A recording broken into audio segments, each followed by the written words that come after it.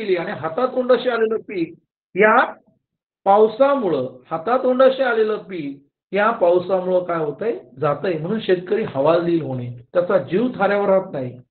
आता शेताची अपरिमित हानी झाली अवकाळी पावसामुळं गारपीट होते काय काय होतं आणि उभं पिकं गहू सारखं पूर्ण जमिनीवर झोपतं मका झोपतो कापूस अवकाळी पावसामुळे आणि कापूस काढायला आलाय अवकाळी पावसामुळे कापसाचं नुकसान होतं सोयाबीनचं नुकसान आणि मग शेतीची अपरिमित झालेली हानी पाहून शासनानं त्यांना टिंबटिंब मदत केली तर भरीव मदत केली.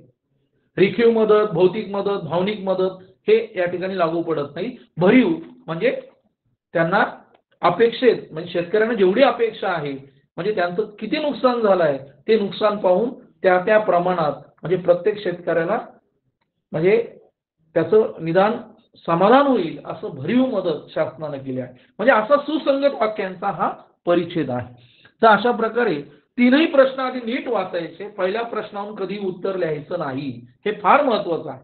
सुसंगत वाक्यांच्या परिच्छेदामध्ये कधी पण पहिला प्रश्न वाचला लगेच उत्तर लिहिलं तर तुम्ही 100% चुकणार. कारण आपल्याला बघा एकदा उत्तर नोंदवलं परत ते बदलता येत नाही हे फार महत्वाचं आहे. म्हणून मी काय म्हणतोय की मुलांनी काय करायचं असतं की 3-3 4-4 प्रश्न आधी आपण काढा उत्तरं काढा. बऱ्याच मुलांना ते कळत नाही. काय करतात एक झालं लगेच नोंदवा एक झालं नोंदवा असं पण करू नका. 25 प्रश्न आहेत ना ठरवून घ्या. पहिले 3 प्रश्नांची उत्तर काढा आणि मग उत्तरपत्रिकेमध्ये 3 नोंदवा. परत उरलेली 3 काढा आणि सगळ्यात महत्वाचं 1चं उत्तर 1लाच नोंदवलंय का 2चं उत्तर 2लाच नोंदवलंय का 3चं उत्तर 3लाच घाईघाईत उत्तर काढतो आणि मग इकडं नोंदवताना मात्र 1चं उत्तर आपण काढलेलं असतं आणि आपण ते 2ला नोंदवतो 3ला नोंदवतो आणि अशा प्रकारे मग सगळी उत्तर आपली चुकत जातात. उत्तर बरोबर काढून सुद्धा आपण चुकीचं उत्तर नोंदवल्यामुळं आपले गुण जातात. किती हुशार मुलगा असू द्या आणि जर तुम्ही पर्याय जर चुकीचे नोंदवले काही मुलांना सवय असते 1 ते 25 प्रश्नांची उत्तर काढून घेतात. प्रत्येकाची सवय वेगळी आहे. तुम्हाला जे चांगलं वाटेल तुमचं पण माझं असं म्हणणं आहे एकदम 25 काढा मग नोंदवा असं कधी करू नका. 5-5 काढा काही अडचण नाही 5-5चा गट करा 5-5चा गट करा आणि मोजून 1 2 3 4 5 क्रमाने नोंदवताना मात्र क्रमाने नोंदवा. क्रमाने नोंदवा. समजा एखाद्या प्रश्नाचं उत्तर येत नसेल तर मग मात्र व्यवस्थित ते मोकळं सोडा त्याच्यानंतरचा प्रश्न नोंदवा. पण असं करताना काय होतं चूक होऊ शकते आणि म्हणून तुम्हाला जे योग्य उत्तर वाटतंय लगेच नोंदून मोकळे व्हा. आणि सगळ्यात महत्वाचं आपलं मन आपल्या मनाला पहिल्यांदा जे वाटतं ना तेच योग्य उत्तर असतं लक्षात ठेवा. हा बऱ्याच वेळाचा माझा अनुभव आहे बऱ्याच मुलांचा अनुभव. नाही सर मला पहिल्यांदा बरोबरच होतं पण दुसऱ्यांदा मी लिहायला गेलो ना ते चुकलं. त्यामुळे आपलं पहिलं मन जे आहे आपलं पहिलं जे म्हणतं ना तेच बरोबर असतं. दुसरं मन जे असतं ते आपल्याला मग संभ्रमित करतं. प्रत्येकाची आहे म्हणून मी सांगतो की उत्तरं नोंदवताना पण काळजी घ्या. ज्या प्रश्नांची उत्तरं 2 आहेत ती दोन्ही नोंदवलीत कधी बघा आणि शिवाय ती दोन्हीही बरोबरचीच नोंदवली. एक बरोबर केलं आणि दुसरं चुकलं तर ते संपूर्ण प्रश्न चुकलेला असतो. हे पण फार महत्वाचं आहे. तर अशा प्रकारे म्हणजे तुम्ही खूप अभ्यास केलाय पण प्रश्नपत्रिकेमध्ये उत्तरपत्रिकेमध्ये उत्तर नोंदवताना जर तुम्ही चुकलात तर तुमचा वर्षभर केलेला अभ्यास हा वाया जाईल. म्हणून आता सराव करताना ती काळजी घ्या. थोडे दिवस राहिले. आज 13 तारीख आहे. आज 13 तारीख आहे म्हणजे हा महिना समजा अर्धाच राहिला समजा 31 जानेवारी आणि पुढच्या 9ला तर पेपर आहे ते 8 दिवस म्हणजे फार कमी दिवस राहिलेले आहेत. तर चला विद्यार्थी मित्रांनो आपलं इथं आकलन संपलंय. आपण या प्रश्नपत्रिकेचे पुढचे घटक आपण सुरुवात करू. चालेल ना पंडित सर? Okay okay. पुढचे प्रश्न पण शेअर करा काय अडचण नाही काय गरज नाही. नाही पुढचा घटक घ्या तुम्ही मग. मी घेतो घटक. ओके झालं ना आकलन? हो ठीक आहे. चला विद्यार्थी मित्रांनो याच्यावर पुढचा 7वा प्रश्न आहे. जुलै आपली 22ची प्रश्नपत्रिका आहे माझ्या हातामध्ये. त्याच्यामध्ये 7वा प्रश्न काय दिलाय बघा. पुढीलपैकी वेगळ्या अर्थाचा शब्द ओळखा. वेगळ्या अर्थाचा बघा म्हणजे याचा अर्थ काय 4 पर्याय दिले. पहिला पर्याय दिला बघा वेगळ्या अर्थाचा. पहिला पर्याय उन्हाळ. दुसरा पर्याय अवखळ आणि तिसरा पर्याय आहे दुर्दशा. आणि चौथा पर्याय आहे अनिर्बंध.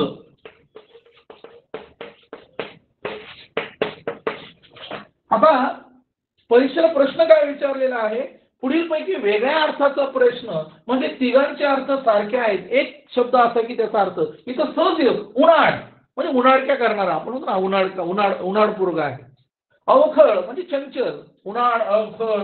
अनिर्बंध ज्याला बंधन नाही असा, म्हणजे तिघांचे अर्थ सारखेच आहेत, फक्त दूरदर्शा हा जो आहे याचा अर्थ वेगळा आहे.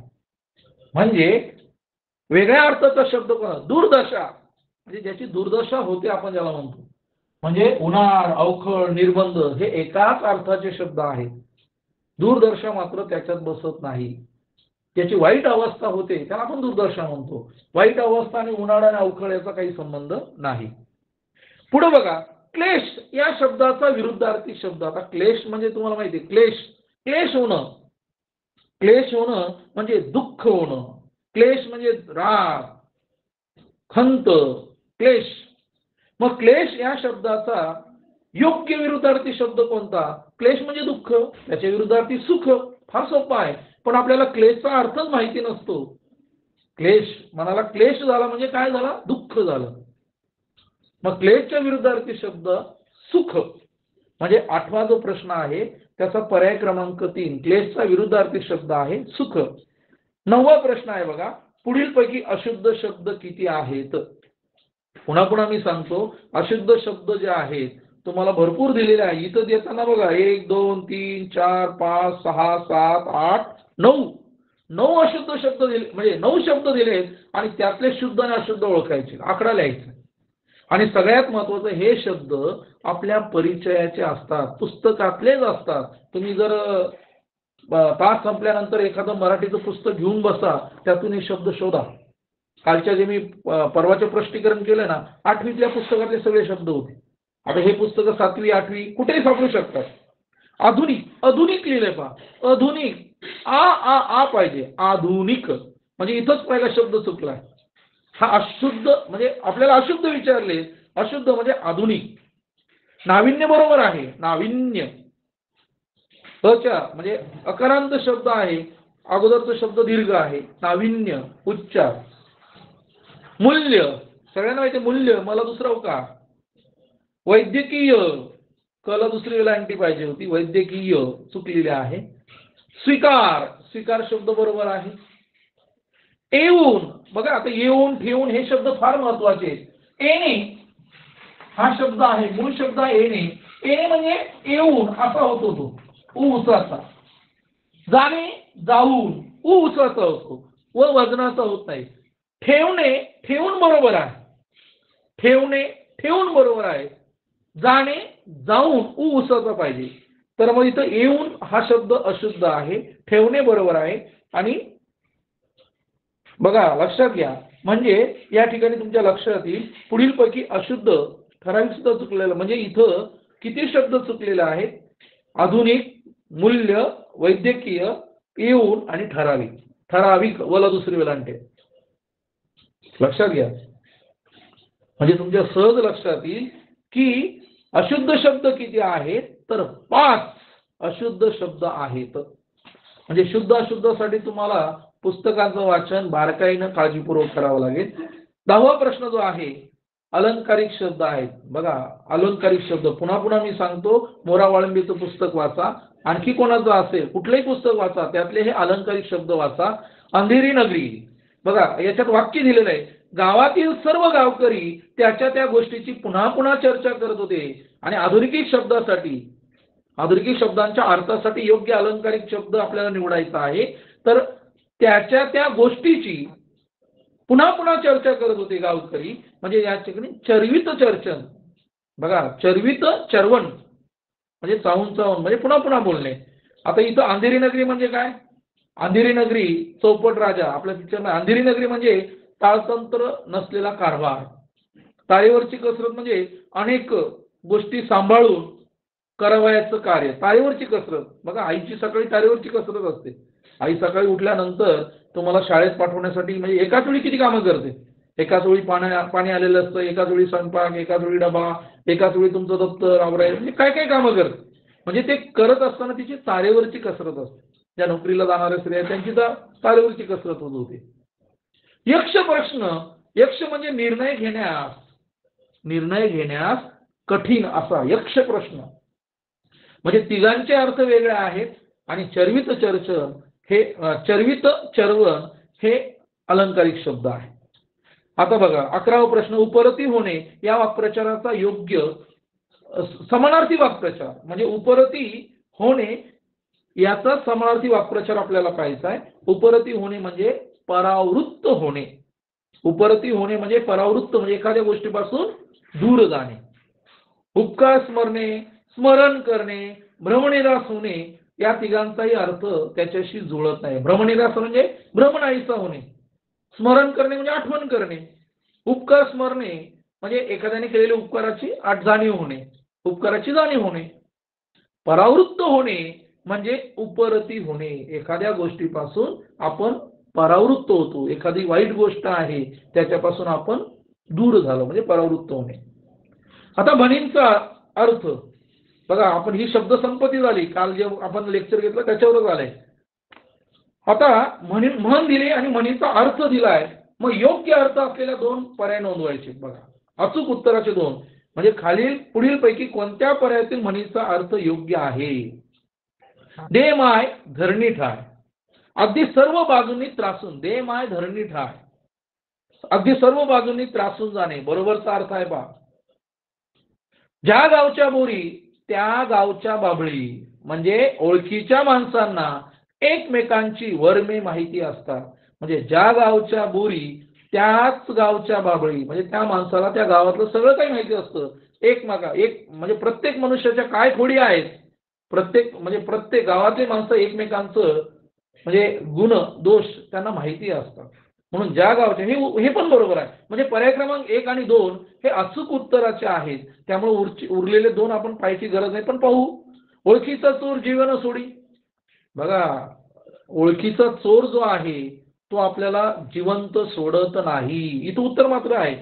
अनोळखी माणसे धोकादायक असतात. हे ओळखीचाच माणूस धोकादायक असतो, अनोळखी धोकादायक नसतो. आणि आपला हा जगन्नाथ, स्वतःहून एखादी पिढा मागे लावून घेणे हा अर्थ होत नाही. आपला हा जगन्नाथ म्हणजे आपल्या हातामध्ये काम, म्हणजे आपण काही करू शकतो, आपल्या हातामध्ये काम करण्याची धमक, आपला हा जगन्नाथ पॉवरफुल. म्हणजे स्वतःहून एखादी पिढा लावून घेणे हा अर्थ होत नाही. तर अशा प्रकारे 12व्याचं मग 1 आणि 2 ही उत्तर बरोबर आहे. आता पुढे बघा, हे फार महत्वाचं आहे, याचं स्पष्टीकरण तुम्ही समजून घ्या. काय म्हटलेलं आहे, कोणत्या पर्यायातील शब्दात अनुस्वाराचा उच्चार अयोग्य अनुनासिक वापरून लिहिलेला आहे. हा प्रश्न जरा नीट समजून घ्या, बऱ्याच जणांना कळत नाही. संजय, इकडे लक्ष द्या. संजय हा शब्द का इथं काय म्हटलंय बघा, ज्याच्यावर अनुस्वार आहे, अनुस्वारानंतर कोणतं व्यंजन आहे, ज. मग ज व्यंजन कोणत्या गटात, पहिले 5 गट आपल्याला सगळ्या माहिती, क वर्ग, ट वर्ग, मग हा च वर्गातला आहे.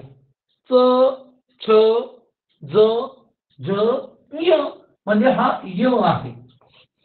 म्हणजे संजय हा असा लिहिलाय पाहिजे, संज म्हणजे हा ज ला जोडलाय आणि य केलाय. तर हे बरोबर आहे. म्हणजे अनुस्वारानंतर जे व्यंजन आहे त्या व्यंजनातलं शेवटचं अनुनासिक तिथं आलं पाहिजे. आता बघा 3 नंबरचा पर्याय आधी बघू. मग भांडण, बघा भांडण, तर भावर अनुस्वार आहे, अनुस्वारानंतर आलेलं व्यंजन कोणतं आहे, ड. मग ड कोणत्या वर्गातला आहे, ट, ठ, ड, ढ, न, म्हणजे न.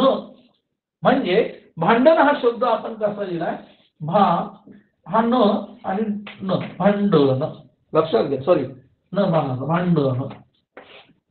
म्हणजे तुमच्या लक्षात येत का, अनुस्वारानंतर जे व्यंजन आहे त्याच व्यंजनातलं शेवटचं अनुनासिक तिथं लिहिलं गेलं पाहिजे, तरच ते बरोबर आहे.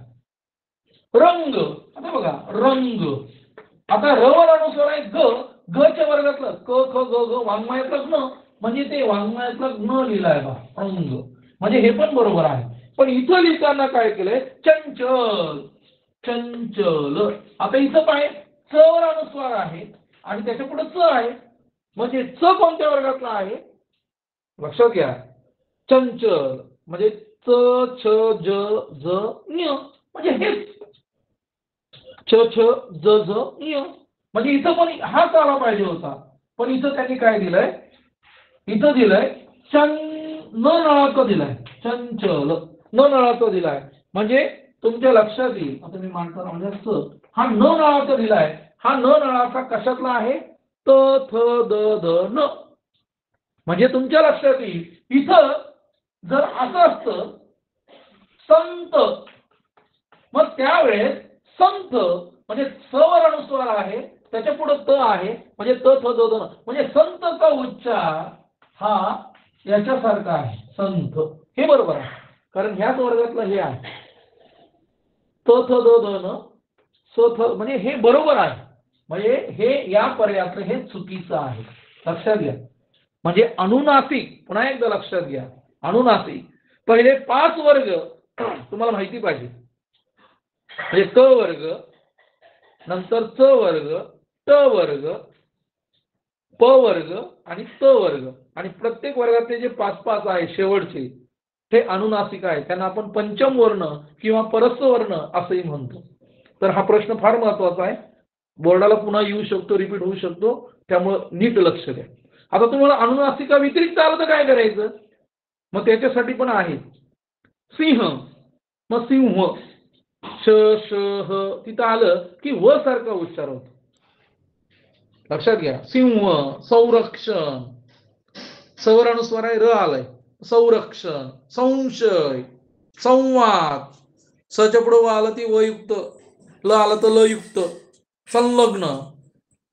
म्हणजे अशा प्रकारे अनुस्वारानंतर पहिल्या 5 गटातले आले आणि त्याच्यानंतरचे काय येतं हे तुम्हाला माहिती आहे. पुन्हा एकदा नीट बघून घ्या. पुढीलपैकी कोणत्या पर्यायातील शब्द जोड शब्दाची संधी, बघा संधी प्रकरण परत आलंय. आता इथं फार सुंदर त्यांनी फसवलंय तुम्हाला.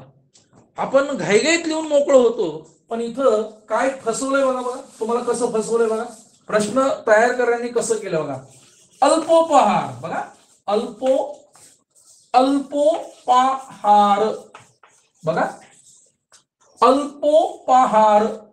आता संधी काय केली बघा, अल्प अधिक उपहार. संधी काय केली बघा, अल्प अल्प अधिक उपहार.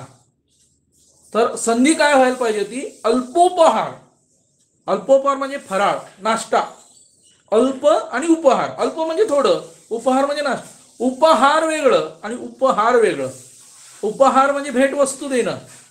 इथं त्यांनी काय केलंय, अल्पोपहार पाहिजे होतं, इथं पा केलंय, पा. आणि त्याच्यामुळं हेच पहिलीच शब्द संधी जी आहे, संधीची फोड चुकलेली आहे. आपण घाईघाईत लिहून मोकळं होतो, अरे बरोबर आहे, पण अल्पोपहार पा म्हटलेलं आहे तिथं. काना मात्रा वेलांटी नीट बघा, गडबड करू नका. प्रश्न नीट, आपल्याला वाटतं खूप सोपं आहे आणि नंतर अरे आपण पाहिलंच नाही. अल्पोपहार असतं तर बरोबर असतं, पण अल्पोपा पा केलंय. आता दुसरं बघा, अच अधिकारी. हे बघा, अच अ झा दी आणि संधीची फोड काय केलेली बघा, अच अच अधिक आदी.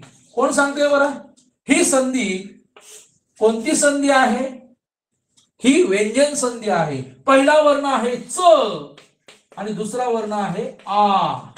नियम काय सांगतो, पहिल्या 5 वर्गातील अनुनासिकांखेरीज कोणत्याही व्यंजनापुढे जर स्वर आला, बघा इथं स्वर आला किंवा मृदू व्यंजन आलं, मृदू व्यंजन आलं, तर पहिल्या व्यंजनाऐवजी त्याच वर्गातलं तिसरं व्यंजन येतं. तृतीयरूप व्यंजन संधी आहे. मग च च्या वर्गातलं तिसरं व्यंजन कोणतं आहे, च छ ज. मग अच अधिक आधी आझादी हा शब्द झाला बघा. असं एक आणखी उदाहरण मी सांगतो तुम्हाला, अप अधिक ज. बघा एकमेकांपुढे आलेले म्हणजे प अधिक ज. प च्या पुढे ज हे मृदू व्यंजन आहे. मृदू म्हणजे काय तुम्हाला सांगितलेलं आहे, पहिल्या 5 वर्गातली जी 2 आहे ती कठोर आहे. क ख ग घ उच्चार मृदू होतो आणि शेवटचा घ्न अनुनासिक आहे. इथं सुद्धा बघा, प फ ब भ म च छ ज झ य, याचं उत्तर य सारखंच होतं. म्हणजे आता याच्या पुढे ज हे मृदू व्यंजन आलंय व्यंजनापुढं, मग पहिल्या व्यंजनाऐवजी त्याच वर्गातलं तिसरं व्यंजन, मग प च्या वर्गातलं तिसरं व्यंजन कोणतं आहे? प फ ब, म्हणजे अप अधिक ज संधी तयार होऊन झालाय अब्ज. अब्ज, ब ला ज जोडलेला अब्ज. लक्षात आलंय? पंडित सर समजतंय? पंडित सर, हॅलो, हा सर, आवाज येतोय ना? येतो एकदम ओके चालू आहे. बर, अप अधिक ज म्हणजे प च्या पुढे ज हे मृदू व्यंजन आले. पण नियम काय सांगतो? व्यंजन संधीचे 4 नियम आहे, पुन्हा मी रिपीट करतो.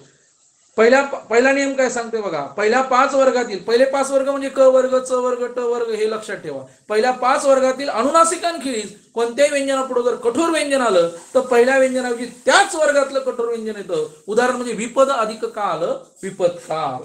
शरद अधिक काल, शरद. द च्या पुढे क कठोर व्यंजन आलं म्हणून द चा त झाला. त्याच वर्गातलं पहिलं कठोर, म्हणजे द च्या वर्गातलं पहिलं कठोर व्यंजन आहे त, त थ द ध. नियम 2 काय? हा नियम आहे तृतीयरूप व्यंजन संधी. पहिल्या 5 वर्गातील अनुनासिकांखेरीज कोणत्याही व्यंजनापुढे जर स्वर आला किंवा मृदू व्यंजन आलं. बघा आणखीन एक उदाहरण, सत अधिक आचार. बघा मी तो पुसतो. सत, सत अधिक आचार. नियम काय सांगतो बघा. त च्या पुढं आ हा स्वर आला, त च्या पुढं आ हा स्वर आला म्हणजे त च्या वर्गातलं तिसरं व्यंजन त थ द ध, म्हणजे सत अधिक आचार संधी होते सदाचार. बघा म्हणजे त चा द झाला. सत अधिक आचार सदाचार. आणि तिसरा नियम काय? पहिल्या 5 वर्गातील अनुनासिकांखेरीज कोणत्याही व्यंजनापुढे जर अनुनासिक आलं, बघा कोणत्याही व्यंजनापुढे जर अनुनासिक आलं तर काय होतं? आता इथं उदाहरण लक्षात घ्या. इथं एक उदाहरण देतो. जगत, जगत अधिक नाथ. आता त च्या पुढं न हे अनुनासिक आलंय तर पहिल्या व्यंजनाऐवजी त्याच वर्गातलं अनुनासिक येतं त थ द ध न, म्हणजे जगत अधिक नाथ जगन्नाथ. लक्षात घ्या. सत अधिक मती, सत अधिक मती. बघा सत अधिक मती म्हणजे त च्या पुढं म, मग त थ द न, सन्मती. सत अधिक मार्ग, सन्मार्ग. हे लक्षात घ्या. तर हे फार महत्वाचं आहे. आज एक जाता जाता एक नियम अजून बघा. इथं आता काय सांगितलंय? सतचरित्र म्हणजे त च्या पुढे काय आलं तर काय होतं? आम्ही मागच सांगितलंय. त च्या पुढे जर च आला तर त चा चच होतो. सत अधिक चरित्र सच्चरित्र. त च्या पुढे ल आला तर त चा लस होतो. उत अधिक लेख उल्लेख. त च्या पुढे ल आला तर लस होतो. प्रत अधिक ज्वल प्रज्वल. त च्या पुढं लक्षात घ्या. त च्या पुढं ट आला तर टस होतो. तत अधिक टीका तट टीका. त च्या पुढे ड आला तर डस राहतो. उत अधिक डान उड्डाण. फक्त त च्या पुढं श आला बघा तर त चा च आणि श चा छ होतो. सत अधिक शील सत्शील. एवढाच पात्र बदल लक्षात घ्या. त च्या पुढे जर श आला तर त चा च आणि श चा छ होतो. हा एक नियम लक्षात ठेवा. आणखीन एक जाता जाता नियम लक्षात ठेवा. आता हे दु अधिक कर सगळ्यांना माहितीये. रफारा म्हणजे काय म्हणतात विसर्ग आहे. विसर्गाच्या मागे उ किंवा ई आलं आणि विसर्गाच्या पुढं क ख प फ ही कठोर व्यंजन आली तर विसर्गाचा श षटकोणाचा होतो. मग दु अधिक कर दुष्कर. बघा नी अधिक फळ. बघा विसर्गाच्या मागे ई आहे, विसर्गाच्या मागे ई आहे आणि तो पण काय? रस्वई. रस्व उ. विसर्गाच्या मागे रस्वई रस्वई आणि रस्व उ आला आणि पुढे जर क ख प फ ही कठोर व्यंजन आली तर विसर्गाचा श होतो. मग नि अधिक फळ निष्फळ. दु अधिक परिणाम दुष्परिणाम. हे लक्षात. नि अधिक कारण निष्कारण.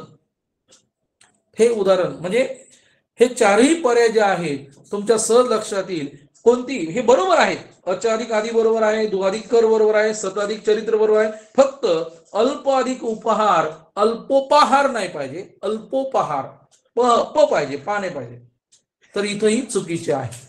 सगळ्यात पुढे आणखीन एक महत्वाचं लक्षात घ्या, म विसर्गाच्या पुढे लक्षात घ्या, समजा असं आलंय सम, लक्षात घ्या सम अधिक गती, म्हणजे म च्या पुढं जर व्यंजन आलं तर आदल्या अक्षरावर काय येतो, अनुस्वार येतो, म्हणजे सम अधिक गती संगती, सम अधिक शय संशय, हे लक्षात घ्या.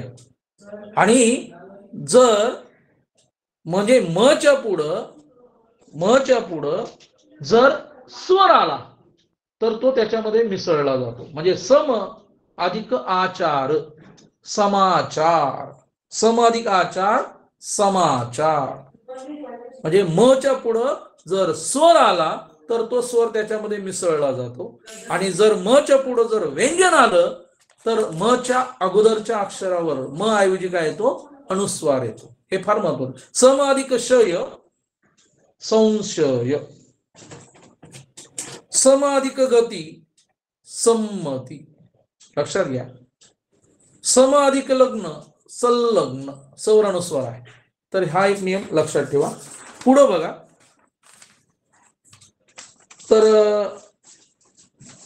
पुढचा जो प्रश्न आहे तो बघा, उभयन्वयी अव्यय. आता उभयन्वयी अव्यय तुम्हाला सगळ्यांना माहिती आहे, शब्दांच्या जाती आहेत. समुच्चय बोधित कधी, तर दोनच आहे, मी गुरांना पाणी पाजले शिवाय, समुच्चय, शिवाय चारा टाकला, तुला सर्व वस्तू दिसल्या आहेत, आणखी काय हवे असल्यास, म्हणजे हे 1 आणि 4 नंबर हे दोन अचूक पर्याय आहेत, म्हणजे उभयन्वयी. समुच्चय बोधक अव्ययांचे प्रकार नीट लक्षात, मी स्पष्टीकरण करत बसत नाही, आपण नीट बघा, तुम्हाला उपप्रकारच विचारले जातात, हे पुन्हा पुन्हा सांगतो. सरळ सरळ नुसतं उभयन्वयी अव्यय कोणतं, नाम कोणतं, सर्वनाम कोणतं, विशेषण असं विचारलं जात नाही, क्रियापद कोणतं असंही विचारलं जात नाही. क्रियापदाचे प्रकार आहेत, सकर्मक क्रियापद, अकर्मक क्रियापद, त्यानंतर संयुक्त क्रियापद, त्यानंतर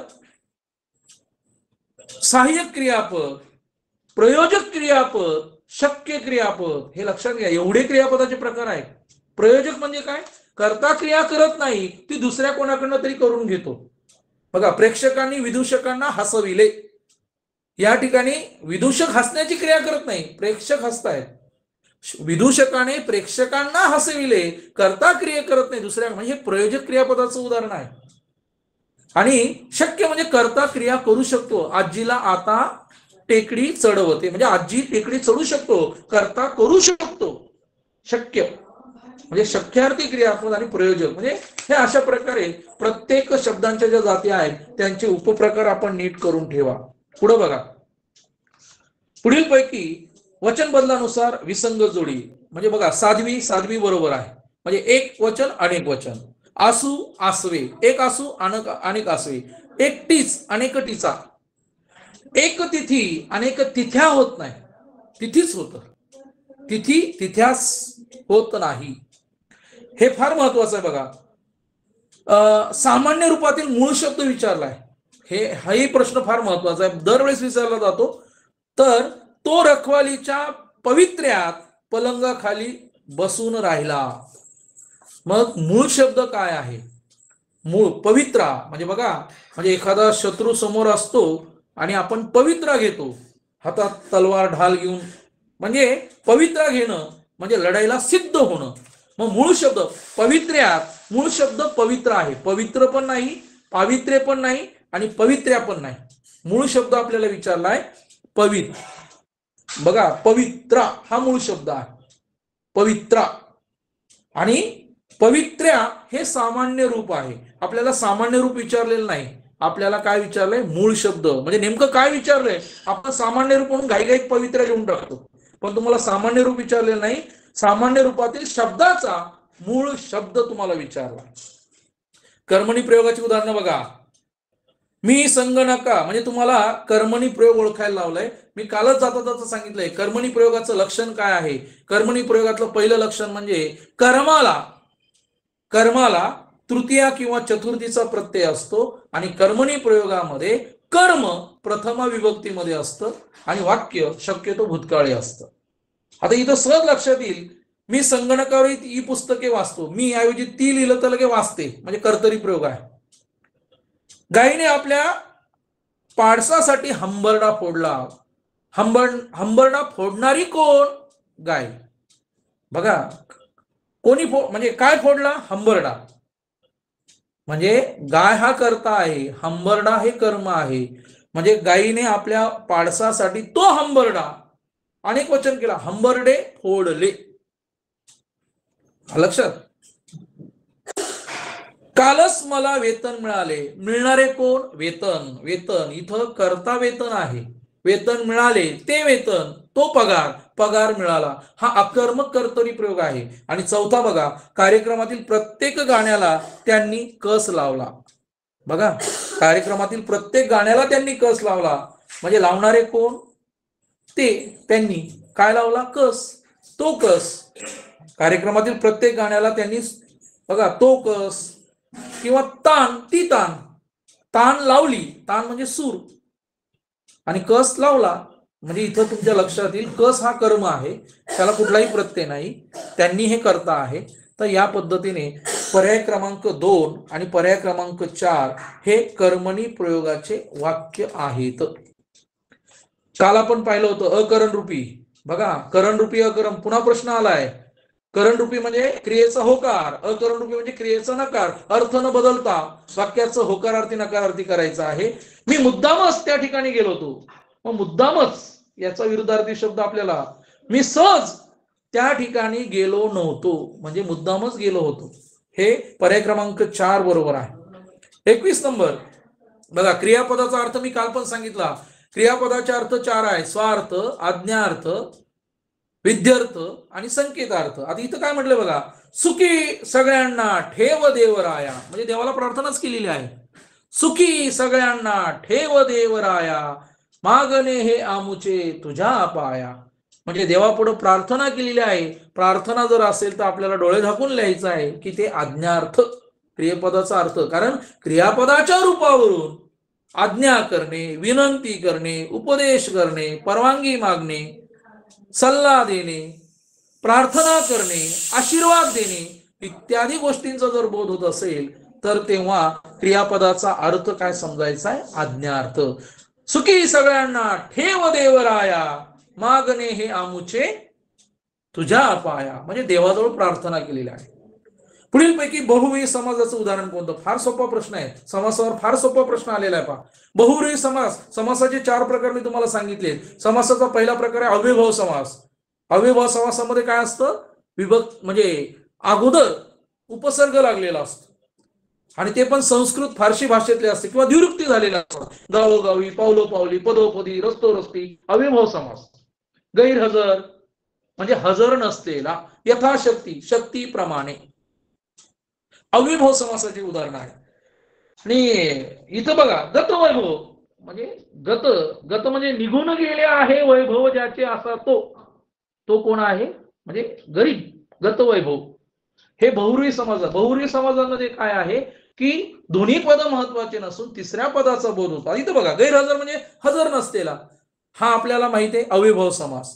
स्त्री पुरुष, स्त्री व पुरुष हा द्वंद्व समासाचं उदाहरण आहे, इतरेतर द्वंद्व. ग्रंथकार, ग्रंथ करणारा, तत्पुरुष समास. म्हणजे हे तिन्ही समास वेगळे आहेत. बहुव्रीही समासाचं उदाहरण आहे गत वैभव. उत्प्रेक्ष अलंकार, पुन्हा 3च अलंकार आहेत आपल्याला. यमक अलंकार. यमक अलंकार ओळखायला सोपा आहे. कवितेच्या चरणाच्या शेवटी मध्ये ठराविक ठिकाणी शब्द आला, आणि उपमा आणि उत्प्रेक्ष लक्षात ठेवा, त्यांचे साम्यवाचक शब्द पाठ करून ठेवा. इथं तेच विचारलंय. उत्प्रेक्ष अलंकारामध्ये कोणता साम्यवाचक शब्द येणार नाही? उत्प्रेक्षामध्ये कोणता येणार नाही? म्हणजे बाकीचे येणार. जणू, जणू काय, गमे, भासे, वाटे, की, हे उत्प्रेक्ष अलंकारामध्ये येतात. मग कोणता येणार नाही? तर गत. मग गत, परी, जेवी, सम, सारखा, जसे, तसे. बघा, हे जर आले तर समजून घ्यायचं ते आहे उपमा अलंकार. म्हणजे उपमे हे उपमानासारखे आहे, असं जिथं वर्णन केलेलं असतं तेव्हा उपमा अलंकार होतो. आणि उपमेय हे जणू उपमानच आहे असं जिथं वर्णन, जणू हा शब्द आला की डोळे झाकून लिहायचं, तो उत्प्रेक्षा अलंकार आहे. उत्प्रेक्षा म्हणजे कल्पना. बघा, उत्प्रेक्षा म्हणजे कल्पना. म्हणजे हा आंबा जणू साखरच, म्हणजे आंबा हा आंबा नाही, ती साखरच आहे. म्हणजे आंबा हे उपमेय आहे. कवीला म्हणजे ज्याचं वर्णन करायचं आहे, ज्याची तुलना करावयाची आहे ते उपमेय, ज्याच्याशी करावयाचे आहे ते झालं उपमान. आणि दोघांमधला सारखेपणा काय आहे? गोड. आणि म्हणजे बघा, उपमेय हे उपमाना सारखे आहे. हा आंबा हा साखरेसारखा असेल तर ते झालं उपमा अलंकार. पण आंबा म्हणजे जणू साखरच, म्हणजे जणू आलं म्हणजे हे उत्प्रेक्षा अलंकार आहे. जणू, जणू काही, गमे, भासे, वाटे की, हे शब्द साम्यवाचक आहेत. कोणता येणार नाही तर गत. म्हणजे आभाळागत माया तुझी आम्हावरी राहू दे, म्हणजे आभाळासारखी माया आमच्या तुमच्यावर असू दे, म्हणजे हे उपमा अलंकार आहे. तुरुंगात असताना, आता इथं दोन प्रश्न जे आहेत शेवटचे, हे सामान्य ज्ञानावर आहेत. तुरुंगात असताना सावरकरांनी कोणतं महाकाव्य लिहिलं? तर गोमांत. अखंड किंवा रामचरितमानस, ग्रामगीता म्हणजे आपल्याला माहिती आहे तुकडोजी महाराजांची ग्रामगीता आहे. रामचरितमानस कोणाचं आहे बघा, म्हणजे तुम्ही शोधा. आणि साहित्यिक व त्यांची टोपणनाव, इथं इतका सोपा प्रश्न विचारलाय, फार सोपा आहे. टोपणनाव लक्षात ठेवा. विनायक म्हटल्यावर तुम्हाला लक्षात आलं पाहिजे, विनायक म्हणजे विनायक दामोदर सावरकर. पण इथं म्हटलंय नारायण वामन टिळक, तर विनायक म्हणजेच विनायक दामोदर सावरकर हीच चुकीची जोड्या आहे, बाकी सगळ्या जोड्या बरोबर आहेत. लोकहितवादी म्हटल्यावर गोपाळहरी देशमुख, लोकमान्य म्हटलं गोपाळ बाळकृष्ण, म्हणजे लोकमान्य टिळक, बाळ गंगाधर टिळक, लोकमान्य, हे आपल्याला माहिती पाहिजे. लोकहितवादी लक्षात घ्या. आता हे दिवाकर, ग्रेस, आता हे तुमच्याकडे यादी आहे, ती पुन्हा मी वाचत बसत नाही. तर पुन्हा एकदा विद्यार्थी मित्रांनो, की आपण एवढ्या 2 प्रश्नपत्रिकेचं स्पष्टीकरण केलं, तुमच्या सहज लक्षात आलं असेल कसे प्रश्न येतात, कसे रिपिटेशन होतं, कसा प्रश्न फिरून विचारला जातो. त्यामुळे अभ्यास करताना तुम्ही असा अभ्यास करा, जो पर्याय बरोबर आहे, बाकीचे का नाही हे आपण आधी शिका. आता तुम्ही सराव करताय, तर सराव करताना 3 का नाही हे तुम्ही जेव्हा सांगू शकता, आणि हेच का बरोबर आहे हे जेव्हा तुम्ही सांगू शकता, तेव्हा तुमचा अभ्यास परफेक्ट झालेला आहे असं मी समजेल. आणि त्यासाठी काय करा, तुम्ही तुमच्या जे तुमचे काही मार्गदर्शक शिक्षक आहेत, आणखी कोणी असेल, त्यांना विचारा. तुमची मनात कोणतीही शंका ठेवू नका. तुम्हाला एखादा प्रश्न अडलाय, आपल्याकडे गुगल आहे, सर्च करा. ग्रंथालय तुमच्या शाळेमध्ये असतील, तुम्ही मोरा वाळिंबेचं, म्हणजे ज्यांना म्हणजे म्हणींसाठी किंवा अलंकारिक शब्दांसाठी ते वाचन करा. आता अंतिम टप्प्यामध्ये आहेत, आपल्या जरा पटापटा अभ्यास झाला पाहिजे. आणि सगळ्यात महत्वाचं क्रमिक पुस्तक, मी पुन्हा पुन्हा सांगतोय, क्रमिक पुस्तकांवर भर द्या. त्याच्या खालचे शब्दार्थ, मागं दिलेले शब्दार्थ, त्यासाठी 5वी 6वी 7वी 8वीच्या मुलांनी ही सगळी क्रमिक पुस्तकं नीट वाचा. त्याच्या खालचे मागचे पुढचे शब्द, लेखक कवी यांना मिळालेले पुरस्कार, त्यांनी लिहिलेली पुस्तकं, मागं लिहिलेली चरित्रवाणी ही पण वाचा. कोणता अभंग कोणी लिहिला, ही ओळ कोणाची आहे, तर आपल्याला जे जे काही अभंग आहेत, अभंगवाणी आहेत 5वी 6वी 7वी, हे जरा नीट करून बघा. तर या ठिकाणी आपलं हा तास 8:12 झाले, सुरू व्हायला जरा वेळ लागला, तर या ठिकाणी आपण थांबू. पंडित सर. ओके सर, सरांनी अतिशय छान पद्धतीनं 2022चे प्रश्न समजावून दिले. जिल्हा परिषद शिक्षण विभागाच्या वतीनं सरांचे खूप खूप आभार. धन्यवाद सर.